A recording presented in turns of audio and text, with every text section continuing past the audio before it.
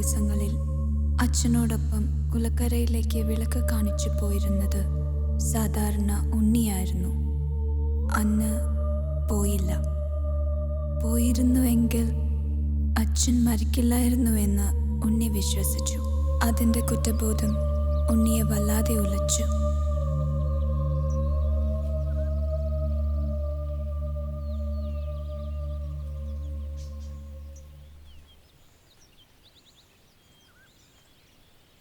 റോമിക്കറിയില്ല, തലമുറകളായി ശാപങ്ങൾ പിതൃസ്വത്തായി ഏറ്റുവാങ്ങിയ തറവാട എൻ്റേത്.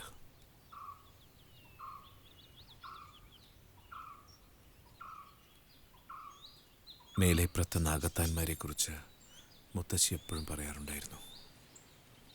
ഞാനതൊക്കെ മറന്നു, അവരെയൊക്കെ ധിക്കരിച്ചു. എനിക്കും പങ്കുണ്ടത്. ഇല്ല, ശാപം മേലേപ്രത്തെ ആണുങ്ങൾക്ക് മാത്രമുള്ളതാ.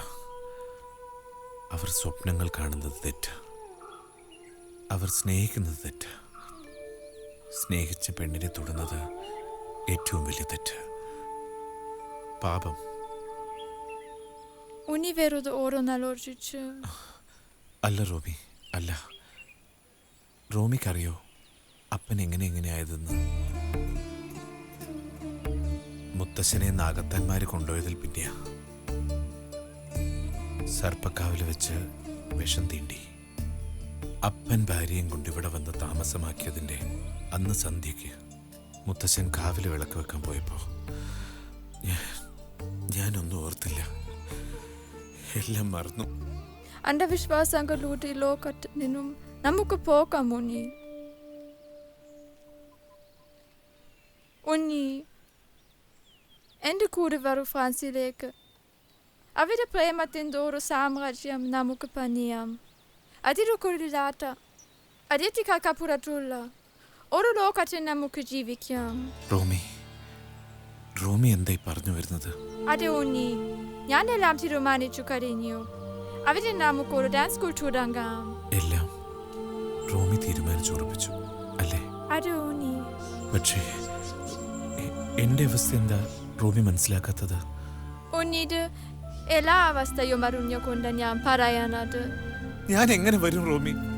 എന്റെ അമ്മ, വടക്കേ മുറിയിൽ സ്ഥിരബുദ്ധിയില്ലാതെ ചങ്ങലയിൽ കിടക്കുന്ന അപ്പൻ, ഇവരെയൊക്കെ വിട്ട് എനിക്കറിയായിരുന്നെങ്കിൽ എന്നേ പറഞ്ഞു തന്നേനെ ഞാനത്.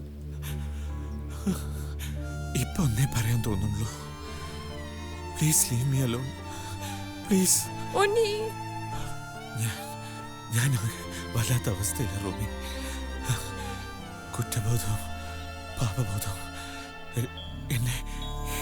എന്നെ വല്ലാതെ അലട്ടുന്നു. മനസ്സ് പിടിച്ചാൽ കിട്ടണില്ല, എങ്ങോട്ടൊക്കെ വഴുതി പോകുന്നത് പോലെ. കളിക്ക് പോയിട്ടെന്നെ കുറച്ച് ദിവസമായി. എനിക്കാകെ പേടിയാവാ.